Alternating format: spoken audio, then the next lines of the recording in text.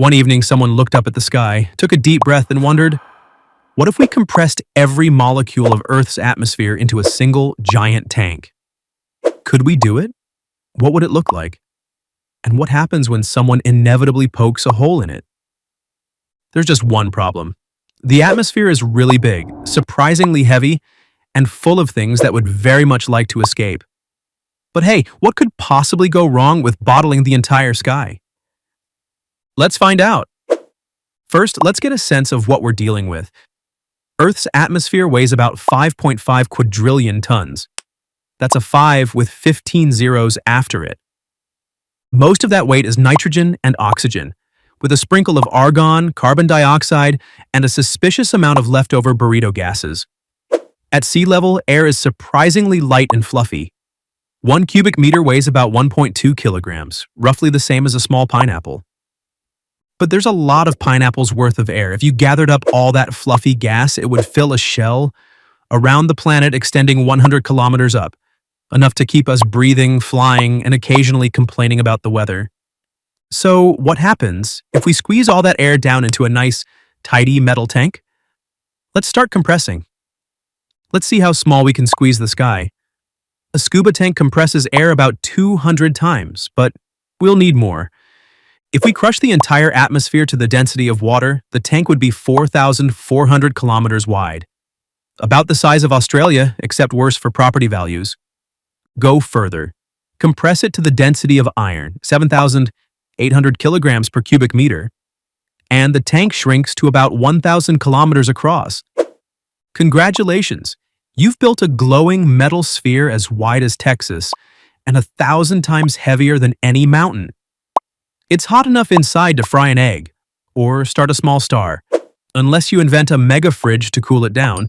So, yes, you can squeeze the whole sky into a tank. But now you have to keep it from cooking itself, or you. So now you have your mega tank, hotter than a blast furnace and heavier than a billion skyscrapers.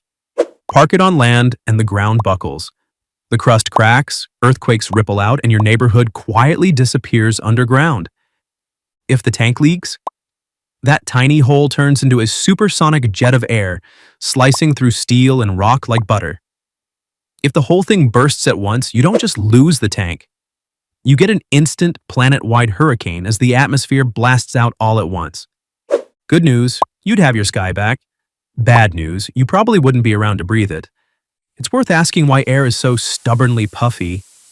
Gas molecules hate being crowded together. They bounce around wildly, keeping each other at arm's length.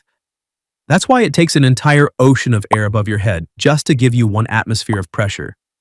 This also explains why ordinary air tanks, like scuba tanks or submarine ballast tanks, don't explode the planet when they leak. They hold a tiny, manageable bit of air at high pressure, just enough to keep divers alive or submarines afloat. When small tanks fail, they hiss, maybe burst a valve, and someone gets wet. When a megatank holding all the air fails, the hiss turns into a supersonic knife of gas that cuts through steel, rock, or unlucky bystanders. Historically, submariners feared blowouts, high-pressure air jets that could punch holes through metal bulkheads. Now imagine that same blowout, except it's the sky trying to escape all at once. And even if you never spring a leak, the tank's contents are always trying to find a way out.